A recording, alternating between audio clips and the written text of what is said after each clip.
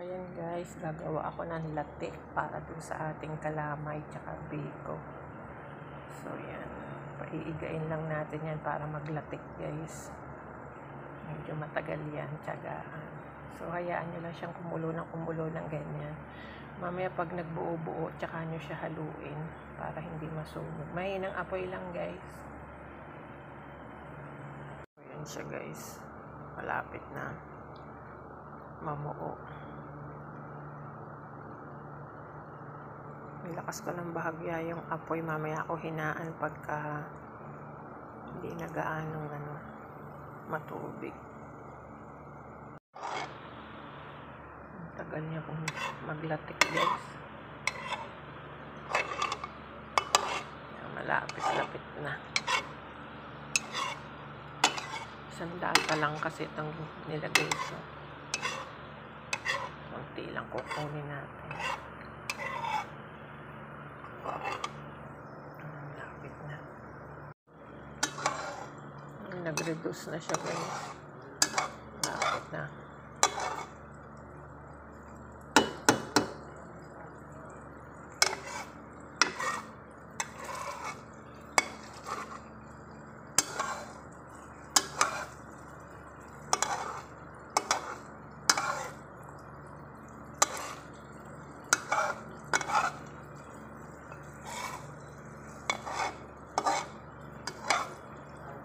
Nakakaiyak ang latik na napalabas ko. Tingnan nyo, napaka-katiting.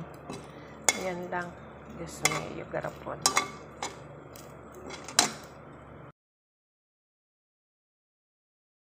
So yan, ginagawa ko na yung aking kalamay mixture. So bali isang latang evap, gata at saka condense yan guys. Tapos 4 cups na glutinous rice flour, tas konting asin. So dadagdagan ko pa ng konting ube para medyo dark yung kulay niya guys. Dinagdagan ko pa siya ng half cup ng glutinous flour at saka bali half cup pa ng condense. So ayan, malapit na to guys. So yung tamis niya, ayun, medyo matamis, pero haluin pa natin, ayan, para maalis yung mga buo-buo guys. And then i-steam ko lang to guys para makunat yung pagkaluto niya. Ayan guys, nailagay ko na siya sa molder natin. So i-steam lang natin to siya guys. Kala na siya sa steamer. So ayan yung first layer natin, ilagay ko pa yung second layer. Ayan guys, so bali steam natin yan ng 1 hour. Dalawang layer lang yung ginawa ko guys.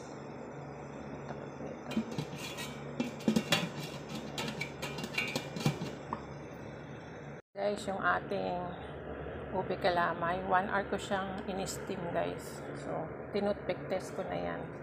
So wala nang dumidikit, kaya okay na.